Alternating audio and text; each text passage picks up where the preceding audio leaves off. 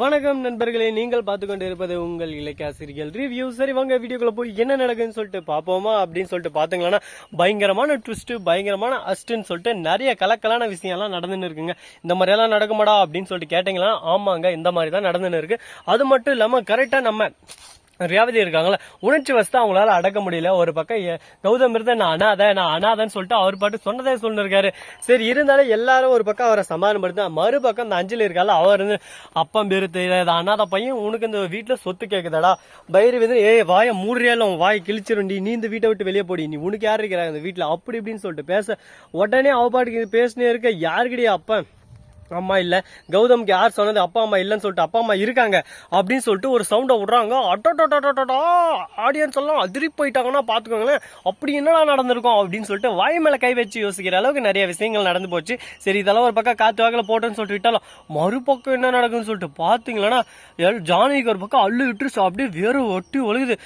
ரேவதி அப்படின்னு சொல்லிட்டு கத்தா, மறுபக்கம் இலக்கியா இருந்து அத்தை அப்படின்னு சொல்லிட்டு சொல்ல, எப்பா என்னடா நடக்குது இங்க அப்படின்னு ரொம்பவே ஷாக்கிங்கா ஒரு பக்கம் மிராக்கலா போயின்னு இருக்கு. விட்டா இவங்க எல்லா உண்மையும் சொல்றாங்க போல இருக்கே அப்படின்னு சொல்லிட்டு எல்லாரும் ஆவலா காத்துன்னு பார்த்துன்னு இருப்போம். அவங்களோட நான் எங்கடா போறது, இந்த மாதிரி எல்லாம் ஒரு பக்கம் பிரச்சனை நடந்தா இந்த பிரச்சனை எல்லாம் எப்படி சமாளிக்கிறது, இதுக்கே ஒரு பிரெயின் மூளை வேணுமே அப்படின்னு சொல்லிட்டு இருக்க.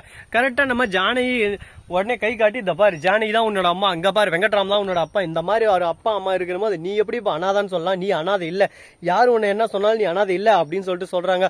அப்பதாங்க உசுரே வருது நம்ம ரேவதிக்கும் மறுபக்கம் இலக்கியாவுக்கும். ஏன்னு சொல்லிட்டு பாத்தியா, நம்ம கௌதம் திடீர்னு என்னது அப்படின்னாரு. அந்த நேரத்துல ரேவதிக்கு என்ன சொல்றதுன்னு சொல்லிட்டு தெரியல, திக்குன்னு அந்த வாய் தவறி அதை சொல்லிட்டாங்க. இப்ப சமாளிக்கணுமே சொல்லிட்டு எப்படியோ ஒரு வழியா சமாளிச்சிட்டாங்க, வேற லெவல அப்படி இப்படின்னு சொல்லிட்டு கலக்கி வேற லெவல சமாளிச்சு விட்டாங்க. இதனால பரவாயில்ல, ஒரு பிரச்சனை இப்ப ஸ்மூத்தா போயின்னு இருக்கு.